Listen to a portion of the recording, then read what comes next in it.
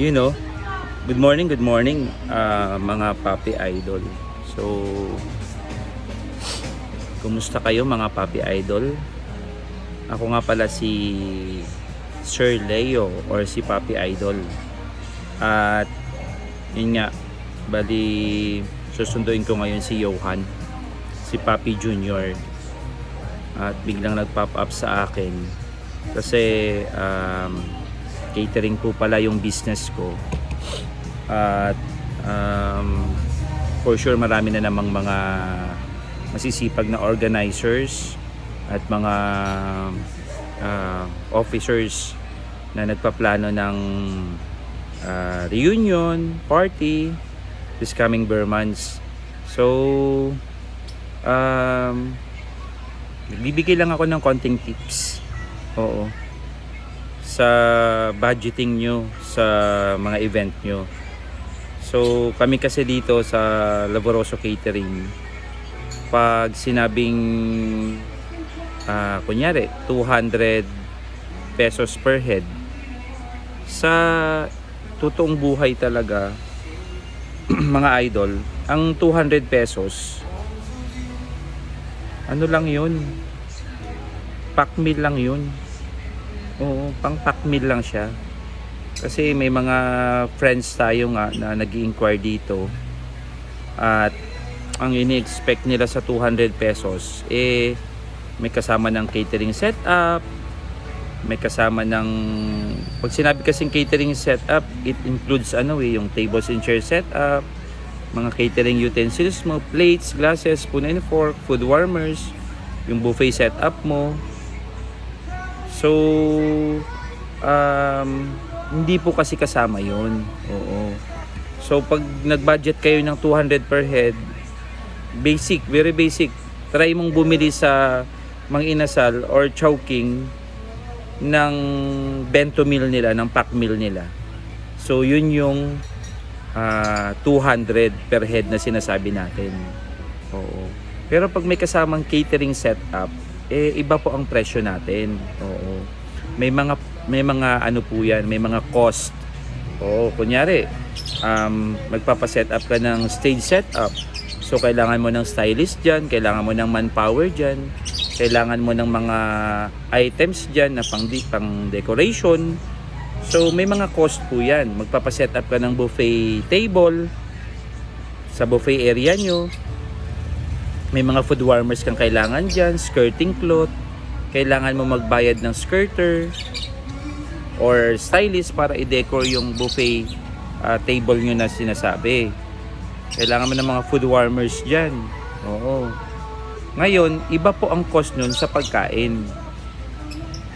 Kaya nagugulat ako, may mga nag-i-inquire na 200 per head, meron pa malupit, 300 per head. Wedding daw, 100 packs, food and setup. Oo. Siguro, 10 years ago, 15 years ago, magagawan pa natin ang paraan yun. Pero sa panahon po ngayon, ang 200 per head, cost lang yun ng per head sa setup. Oo. Tapos siguro mag-budget ulit kayo ng 300 para naman sa pagkain. So mas may realidad yun, may reality. Oo. Kasi ang ano po namin, minimum cost po namin for an event is 500 per head. So pwede yun kung big number. O, kunyari 200 packs, 500 per head. So kaya namin ng mga ganong dealings. 500 per head, food and setup. Oo. Kasi hindi naman pwedeng nagbi-business kami na malulugi lang kami. Maraming overhead cost eh. Kailangan mong bayaran yung waiter, kailangan mong i-transport yung pagkain, yung paghahakot pa lang. Siyempre kailangan mo ng driver dyan, kailangan mo ng gas, pagkain nila. So sana magkaroon tayo ng ano ba yung term doon, reality check or check natin kasi tayo mismo basic nga di ba, pag bumili ka nga ng isang ulam sa karinderya nasa magkano, 60 pesos ata, o di ba? ang cost nun, 60 pesos. Karinderya yun bibili ka. Iba naman pag catering. Oo, iba po ang pagkain sa catering at iba rin po ang pagkain sa karinderya. Sa karinderya, 60 pesos na nga di ba? Pangalawa, pag sinabi kasing catering, may setup na kasama. Oo.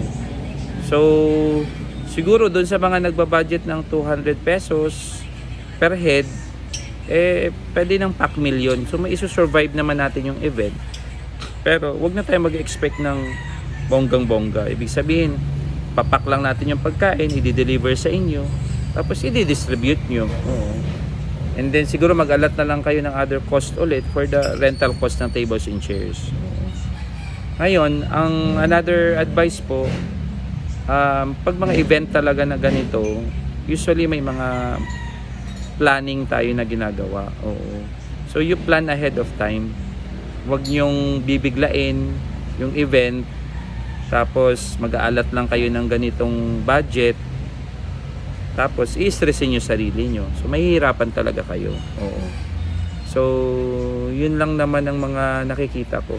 And then for a wedding event kasi, usually talaga wala pong 300, wala nga 500 per head Usually, ang per head sa wedding naman,